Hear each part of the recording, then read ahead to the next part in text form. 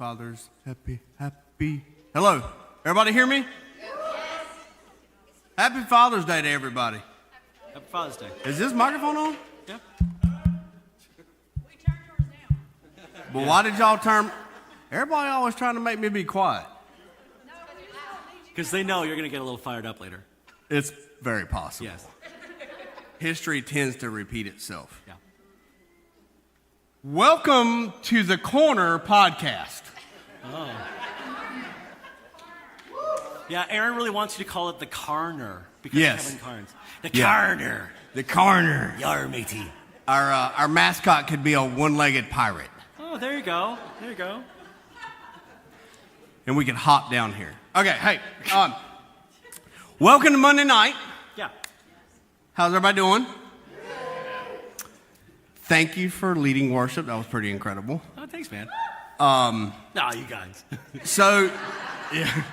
So the original time that we did the Corner Podcast, Tori and I did this podcast setup.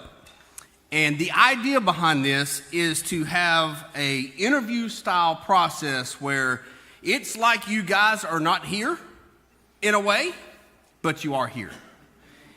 You guys can glean some wisdom and some knowledge from somebody that is the expert in the field. Oh, it's because I do a lot of this. I have this problem. Yeah. So in the vein of staying with step one, where we're talking about denial, I think, and I said this earlier, I think that a majority of the time when we talk about step one and denial, we immediately, because it's a recovery meeting, we think about somebody that's locked in addiction, that we're stuck in alcoholism, that we're stuck in a pornography or an eating addiction or whatever, and we can't come to grips with the fact that we have a problem. Yeah. So we labeled that as denial. Right. But we're going to switch things up a little bit. Yes, we're going to talk about that a little bit tonight because I used to do a lot of drugs. Now I don't, and it's because of Jesus. Amen. But there's also denial in other areas of recovery. Tonight we're going to talk about denial within the context of codependency. Yes. Yes. Okay? So first, I would like for you guys to get to know our guest. I know you just heard him sing, but we're going to act like you don't know him. All right. Understood? So that means my wife has to pretend. All right, Yeah. Aaron, just pretend that I'm a stranger. Yeah. I have somebody to introduce you to afterwards, in fact. Okay. There's a cute girl right there. Yeah. Yeah. I'll get you her number. Thank you. So, Jeremy Phillips, a worship pastor Yes. at a local church. Somewhere. Why are you making this so weird? Yeah. So, all right, because it's fun that way. Yeah. All right, so what's the biggest thing you have ever overcome in your life? Like topical view, quick answer, what's the biggest thing you have ever overcome in your life? Denial. Quick. It is a That was a- single. that was a quick- It that is was a the what? most Very good quick destructive thing. Yeah. Denial wrecked my life for decades, Yeah. and overcoming it also kind of wrecked my life, but it's what I needed. Yeah. That's good. That's good. All right, so finish this sentence for me. Okay. My process of recovery taught me blank. To see myself in the light of reality, not in the light of fantasy. I'm just telling y'all, we sat down here earlier before anybody else was here to test the microphones. Yeah. And we stayed here talking for almost an hour. Yeah. If you take notes at all, take them. Yeah. You will look back at this tomorrow and say, wow, that was good. I promise. And it's not going to be anything I say. Last thing. What's something that you believe now about recovery that you did not believe about recovery when you started? I have a bigger impact when I'm off the stage than when I'm on the stage. That's what I learned. Who taught you that? You did. You know this. You don't act like. Okay, so it's important. We should probably point out that years before I started here, Kevin was my recovery sponsor. Yeah. When I was battling denial and insecurity. Well, I thought it was insecurity because I was in denial. But Kevin was my sponsor. He walked me through my process group. This is part of why I think I'm so excited to talk to you is because this feels like home for me. Yeah. Because so often it was me sitting with Kevin and just pouring out my feelings where he would just ask me these well, what does that really mean for you? And I was like, I don't want to talk about that part, Kevin. And I would complain about my issues, and he was like, that's not really the reason though, is it, Jeremy? Yeah. Yeah. And it made me so mad. Sitting here, and I said this earlier, and I'm gonna repeat myself since there's nobody else here. All right, it's me and you. You are completely a different person sitting here in front of me than you were when I met you. Thank you.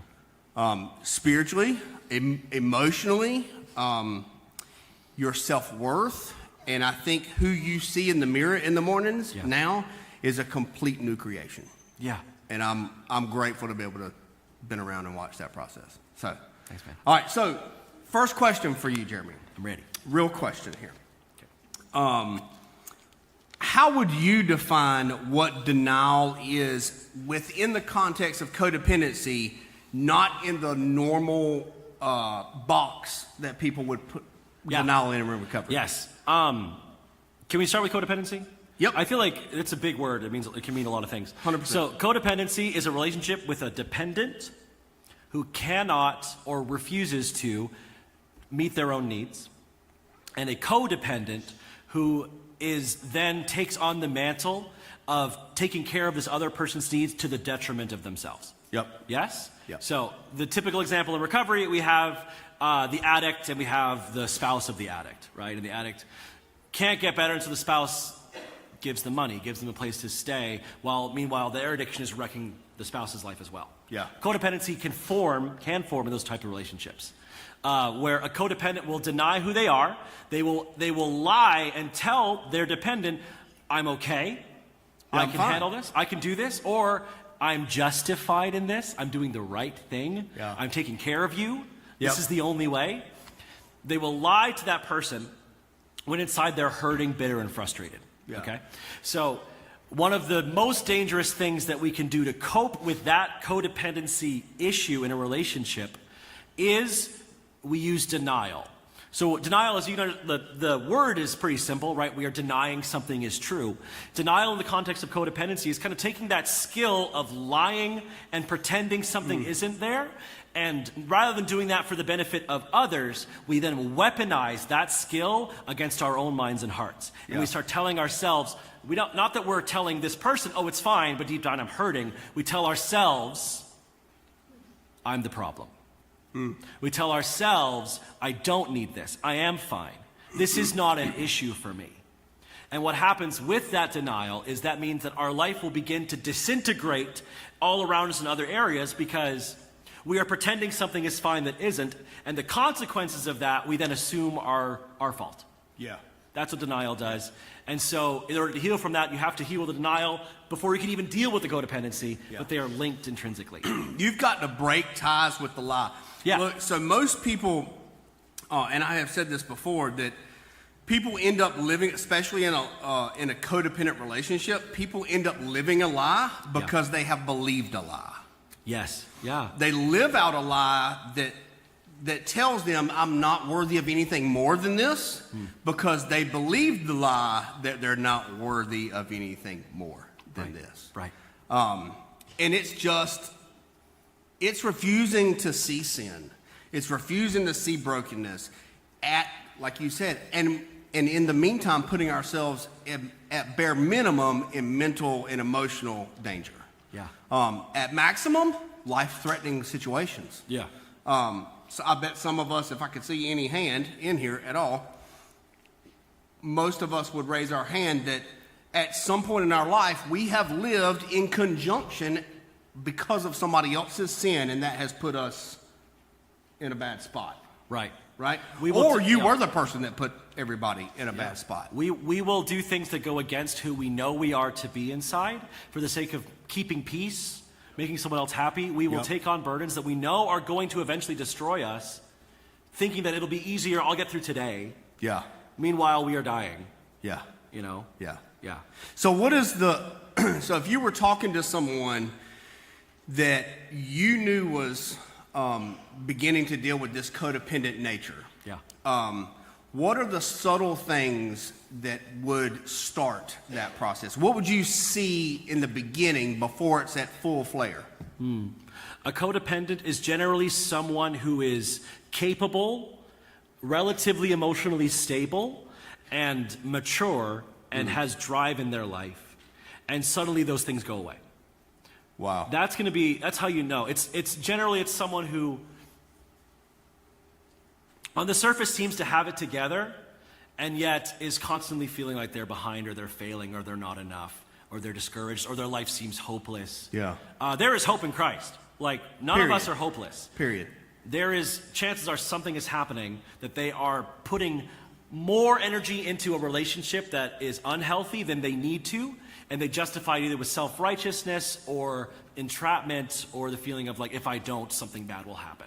Yeah. But yeah, and I think overall, sometimes it happens that a dependent comes into someone's life and kind of blossoms that in somebody, but I think the majority of the time, that person already has that inside of them, and it takes that certain situation or that certain environment or whatever that brings that out. Yeah. And a lot of times, that was the person that tried to be friends with every single person, or Right. felt like that they were never good enough in school or whatever. So when somebody is a manipulative person, they can pick those things out right. and use that against them.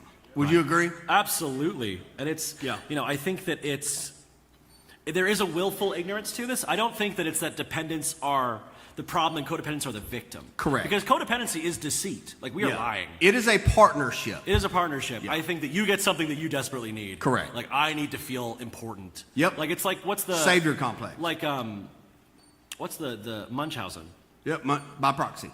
By proxy. That kind of space. Like, that is taking advantage of a vulnerable person to feed your own ego. Yeah. Like, and because this is you're trying to save that person. And if you're trying to save them, then why do they need Jesus? Right. Exactly. Yeah. Exactly. And so we want to draw a distinction because we're Christians in the room here. We want to draw a distinction. We're not talking about selfless love. Selfless love contributes to every relationship requires selflessness and putting other people's needs before your own. But healthy relationships do not include deceit. Do not include pretending to be someone that you're not.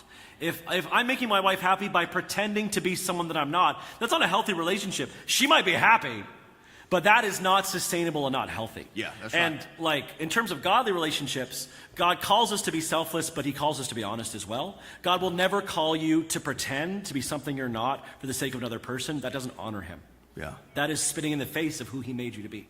Yeah, I think, like from my side as the history of an addict, a lot of times I would be the person that would try to fall in love really quick, right? I would love bomb somebody. Y'all know what I'm talking about? Yeah. And everything was so perfect. Why? Because I don't want them to see the real me. I don't want them to have enough time to see the real me. Yeah. Well, what happens is you're basing whatever type of relationship that is. And I'm not talking about only love bombing a girlfriend. I'm talking about every job that I had. Yeah. It's lying on every resume of every relationship you've ever had. Yeah. And what you've done is you've created this topical view of who you are with zero foundation. Yeah. So if there's anything at our core, we want something that's lasting. We want something that's real, but yet we build something that's fragile. Right. That's going to fall. Because it will eventually. Things that are done in the dark will be brought to the light. 100%. And then when denial makes us dangerous. So in this denial context of somebody being codependent in a relationship, and maybe it's not necessarily an addiction household or somebody that's dealing with a complete life crisis, but if there's denial and codependency in there, who do you think suffers the most? The codependent or the person that's the dependent? Gosh, I mean, it's hard to...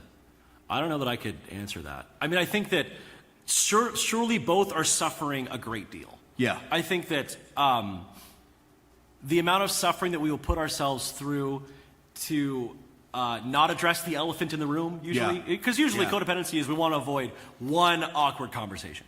We are always one hard conversation away from creating boundaries and creating like healthy relationships. Yeah. Oftentimes there is something that you are not saying.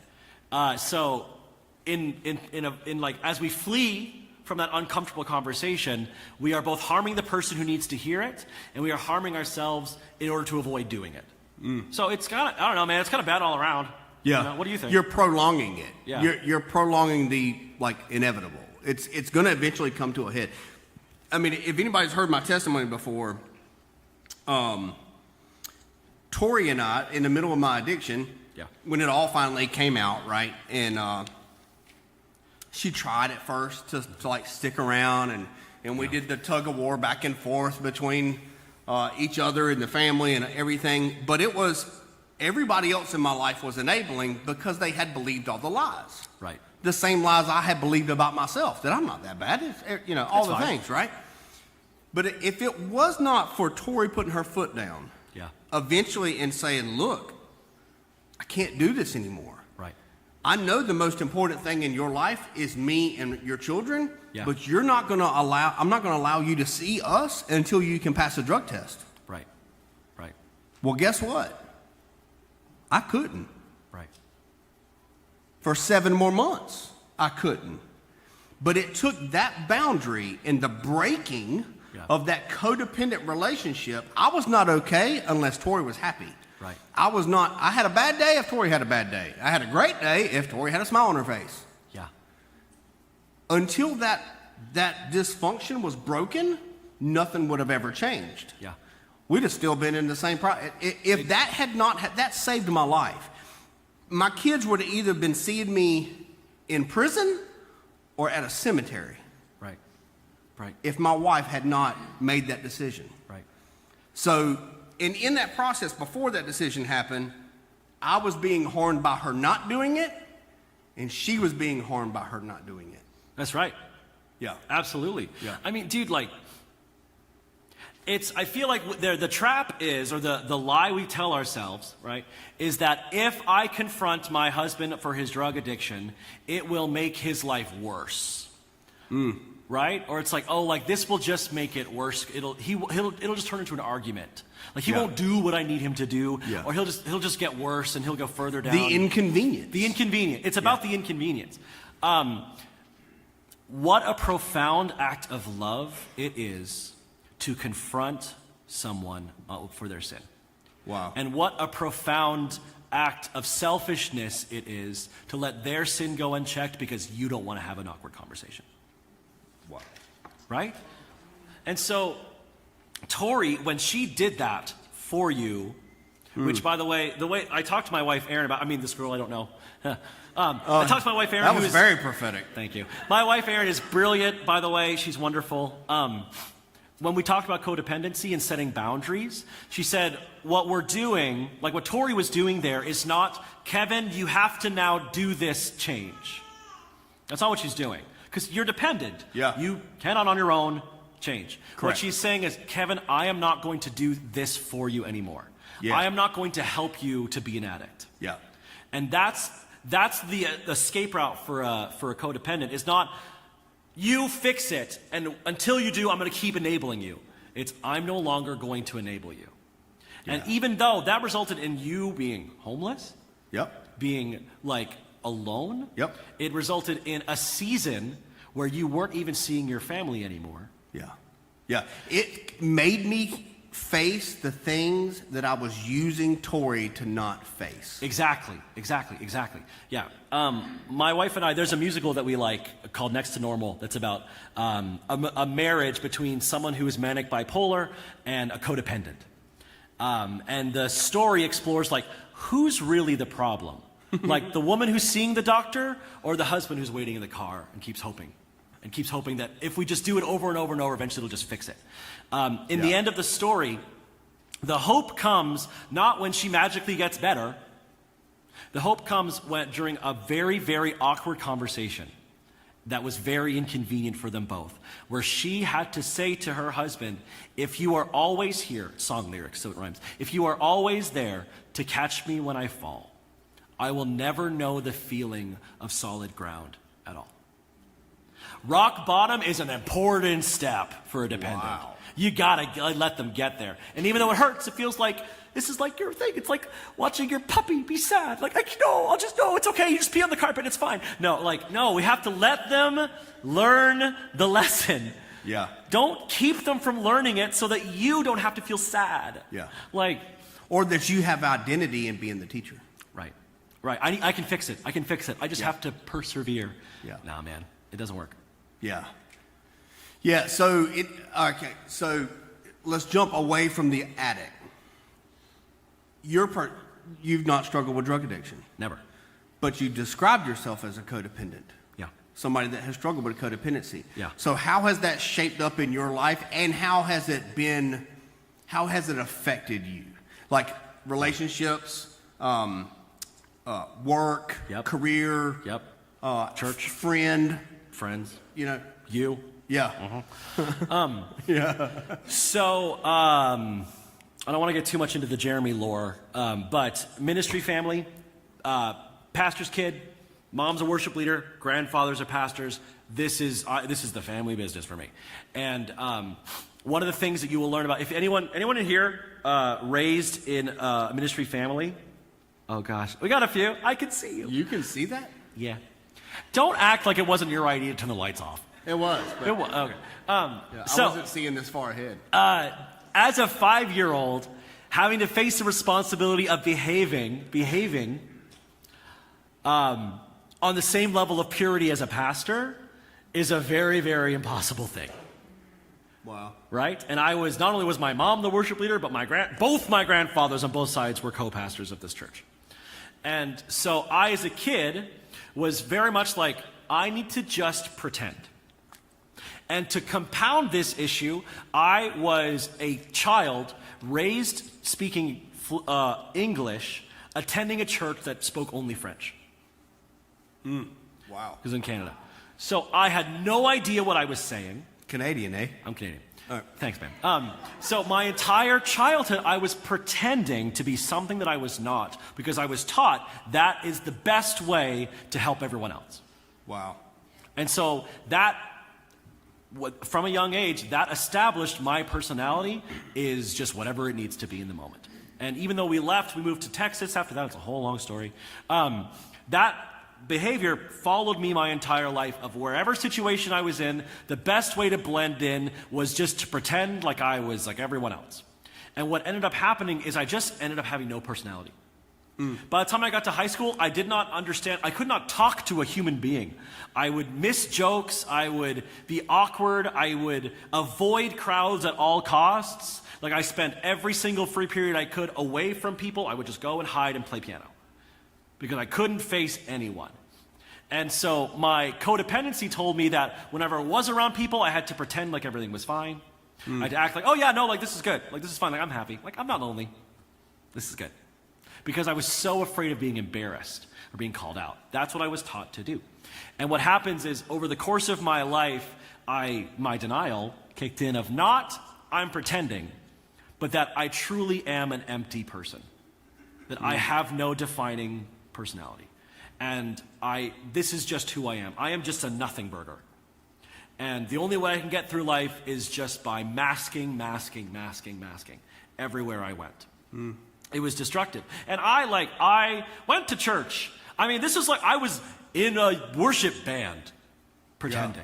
Yeah. I dated people. I led Bible studies. I was a student. I went and did, it wasn't like I was sitting alone. It's like everywhere I was going, I was just pretending. And I convinced myself that I was just a robot. Wow. And over the years, that was so destructive for me, because every time I was in a new social situation, I would be so afraid because I wouldn't know what to expect that I would literally have so much anxiety that I would just run away. I stopped making friends. I stopped meeting people because it was so stressful to come into a person that I didn't know what they were going to say, so I wouldn't know who I was supposed to pretend to be. Yeah. You know? Yeah. And it just became this huge mess. So, I mean, listening to that, It sounds like, one of the things I had thought about was that real codependency, it traced back to its root is, it's not 100% about people pleasing. That's the fruit of it. Right. It's an identity crisis. Yeah. 100% it's identity crisis. Yeah, because we don't know who we really are. We've tried to project who we think everybody else thinks we need to be. Right. And it's rooted in pride. I'm so afraid of being embarrassed that it's better to just steal other people's personalities. Wow. Yeah. You know? And then I would be bitter. I'd be upset because I was weird and awkward and everyone knew it. No one bought it. Everyone knew I was weird. And so I'd be frustrated because my friends would... I love your weird, by the way. Thank you. I mean, now it's kind of how I make a living, so it's fine. But truly, like, I would be so upset because people would go and do fun things. Yeah. And I would be invited because I was weird. And I was like, well, when I'm at church, I would follow a group of friends around. I was like definitely that friend that everyone talks about. Who's like, no one really... Like... That's a thing. I've embraced that. That was a core part of my identity. And I thought that's all I deserved. But I would still feel so upset when they'd like go to a movie and not invite me. Or there'd be a party at the youth group and I wouldn't be invited. Yeah. I would feel that, but instead of letting myself be hurt, I would instead be denial, be like, well, that's fair. I don't deserve that. That's good. I should not be at parties. I would just ruin it. Yeah. Like that's what denial does. And it's this cycle that just perpetuates self-loathing. And so I remember the night that I stood with my wife in my living room and we were just arguing. And she's like, why are you getting mad at things that you shouldn't get mad at? And I had to tell her, like, I'm not mad at you. I hate me. I hate me. Wow. And like that night, Erin stood up and she gave me a hug and she said, Jer, you are worthy of love. And that was an earth-shattering revelation. That basic concept that I feel like it'd be easy for me to tell any one of you, you are loved, you are worthy of love. But to hear it and to believe it was like banging my head against a brick wall. Receiving. Because it confronted the lies I'd been telling myself my entire life. Yeah. Yeah, there's something about a mirror or something. You had an assignment. From my sponsor. Wow, he was sure smart. I thought I was battling insecurity when I was going through my recovery. I was like, I hate myself. And so I need to make myself not hate myself anymore. Not realizing it was denial. Yeah. The core of it was because I was running so hard from who I was. I could not receive any goodness. Yep. And so Kevin had me do an exercise that I hated, which was biblical affirmations. So the idea is, he's like, I feel like you don't know who you are, but God does. Yeah. But I knew the Bible.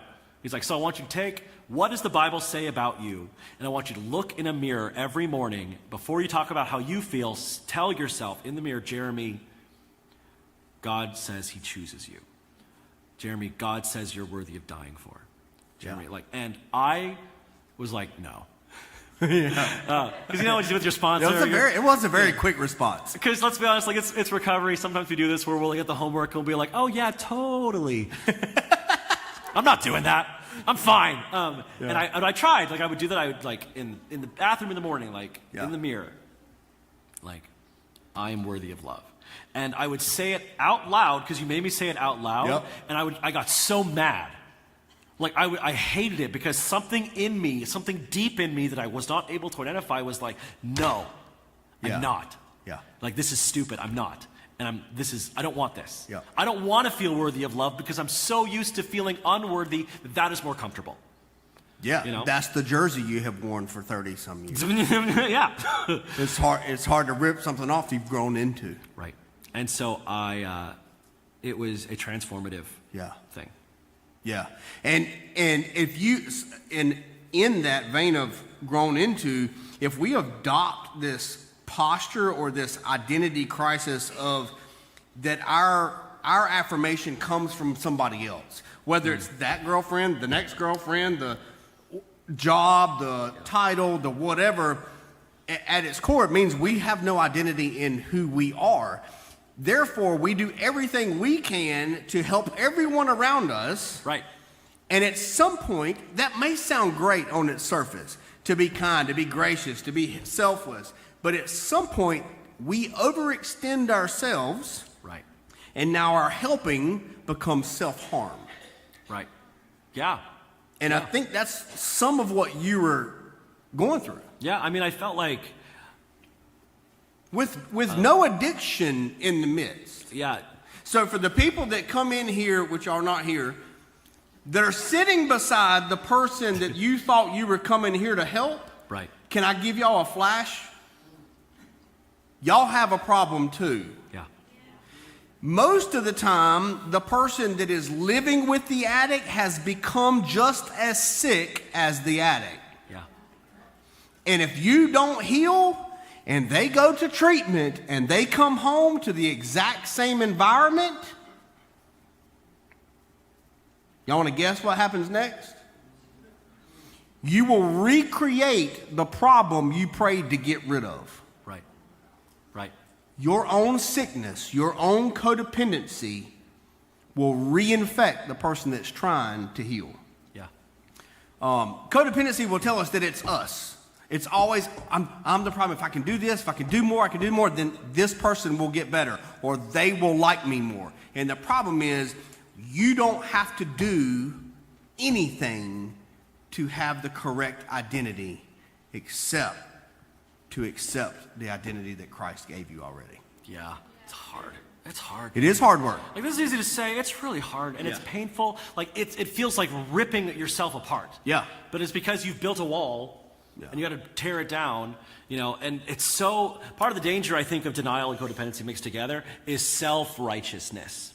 We justify it so easy. Yeah. Like, I'm keeping peace in my home. Yeah. I'm I'm the one holding this together. I'm just going to make it through this week because that's what this person needs. And if I don't do it, they will get mad, or Yeah. they will get hurt, Yeah. or they might do something worse. Yeah. And it's like, justify, justify, justify. I'm so Christian. I'm so gracious. But the reality is, you are not serving that person. You are prolonging their suffering. Yeah. Yeah, and in the context of addiction, you're Yeah. enabling them to continue something that is killing them. Yeah.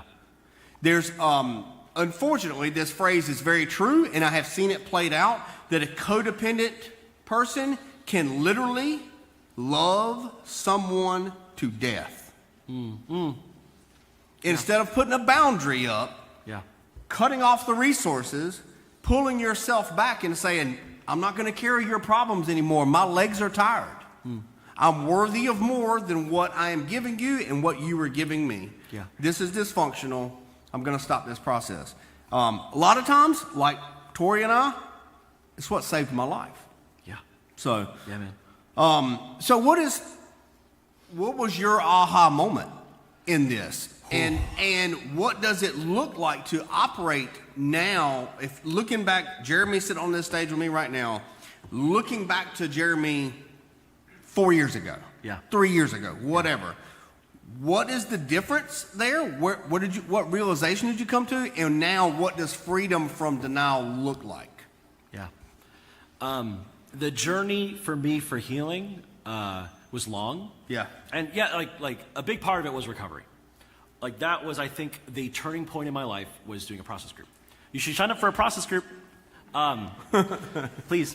I was a pastor in a process group. Yeah. I needed it. Yeah. But truly, and I say this not to complain or to try and make myself sound victimized, because the reality is that I made a lot of decisions and put myself in a lot of situations to feed my codependency mindset that were very, very bad for me.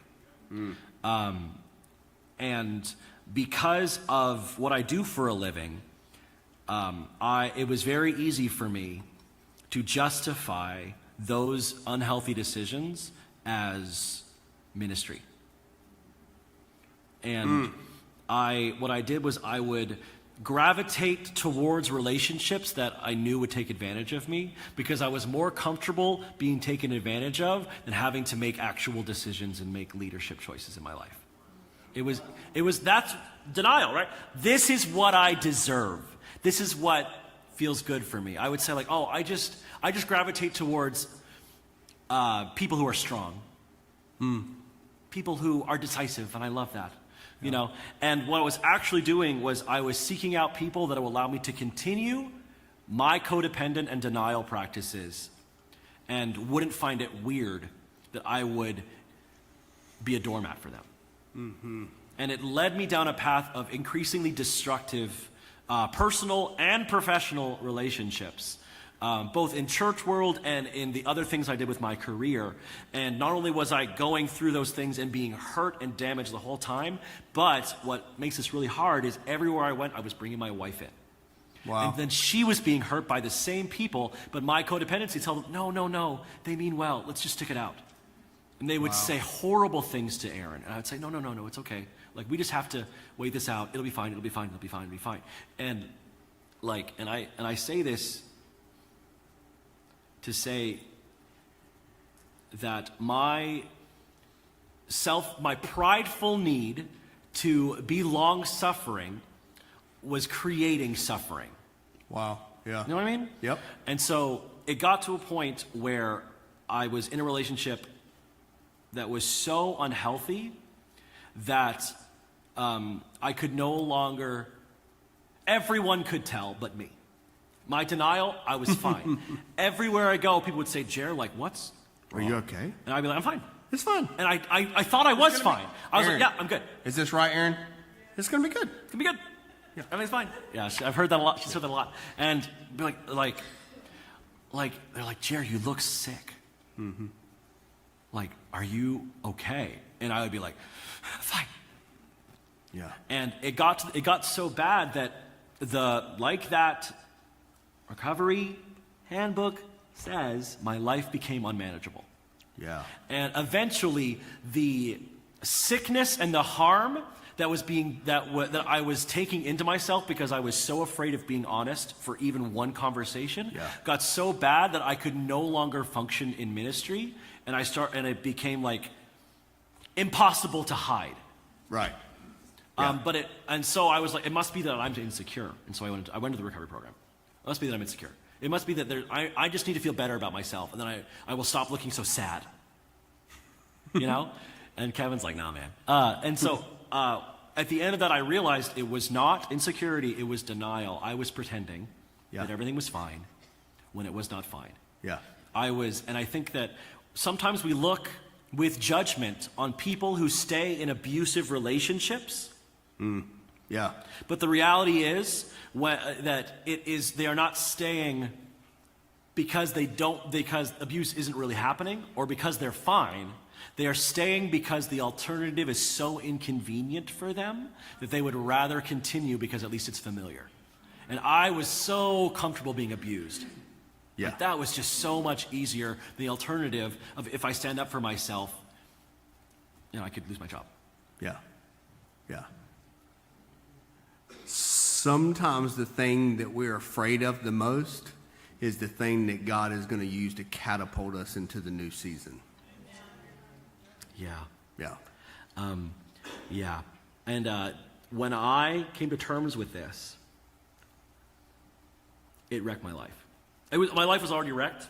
It wrecked my life again. I think that things got worse for me when I overcame codependency. Not better. Yeah. Not right away. For how long? For a time. time. Because I had to hit the rock bottom so I could feel like, oh, this is what I am. Yes. For the first time, I was alone.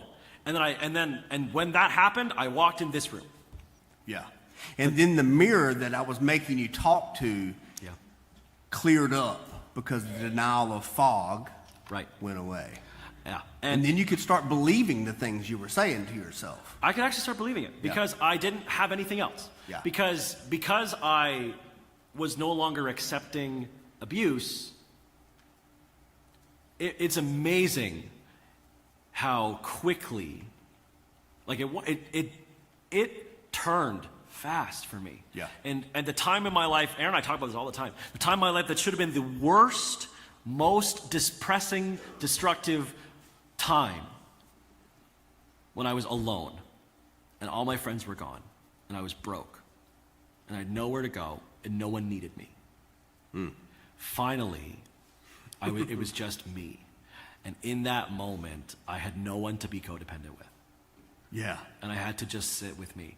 And I met myself in that space. And I discovered that I do have something to offer that's actually authentic. There are people in the world who will not only tolerate me like the authentic version of myself, but I can actually do more good. I can be a better husband. I can be a better pastor by living an authentic life than by pretending, even though I'm a weirdo. You know? Love you, Jeremy. Oh, yeah, you guys. Oh. You know what I mean? 100%. And so now I 100% feel know what like, you mean. dude, like the best thing that ever happened to me was my life blowing up. Yeah. Yeah, just like that all parts of the body work together. Yeah. Like we are made like puzzle pieces. And we all have different shapes. And sometimes the shape goes out and sometimes the shape goes in. Yeah. Well, unfortunately, this deep-rooted insecurity or need for identity inside of us makes us gravitate to the other pieces that we feel like might fit what we lack. That's what we need to be whole. Right. Instead of understanding that you were made perfect in his image, Right. you alone are worthy. Jeremy by himself, without anybody else accompanying him, was worthy to hang on a tree.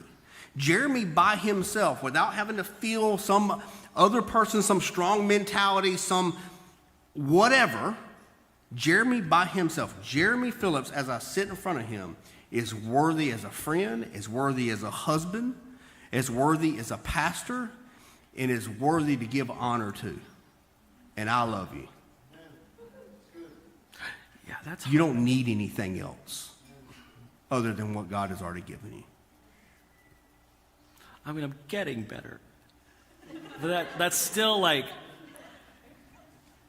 that makes me want to run away. Yeah. You can't go anywhere. I You're on a can't go- podcast. I know. But like, that is, you know, but now I feel like I can recognize that's what I'm doing. Yeah, that's right. You know, there's still that emotional reaction of like, no, reject this, reject this, reject this. Yep. But now I know what it is. Because of recovery, I have Yep. tools to be like, no, receive it. Yeah. I love you too. Hey, funny story. So for a year and a half, every time I left Jeremy, I told him I loved him. It took over a year and a half to get him to say I love you back. Yeah. And now you just did it into a microphone. And it's live. I know. Thanks, Kevin. All right, so to wrap this thing up, core question for tonight. As you have thought about this and listened to Jeremy talk and us communicate back and forth, what is the most codependent relationship that you have currently in your life right now? And then given what we've talked about, how can you change it? Yeah. What's the next step that God is calling you to make for your healing and for their healing? Because a lot of times our healing is what is the roadblock for somebody else's. Yeah. A lot of times people are waiting. Their season is waiting on yours.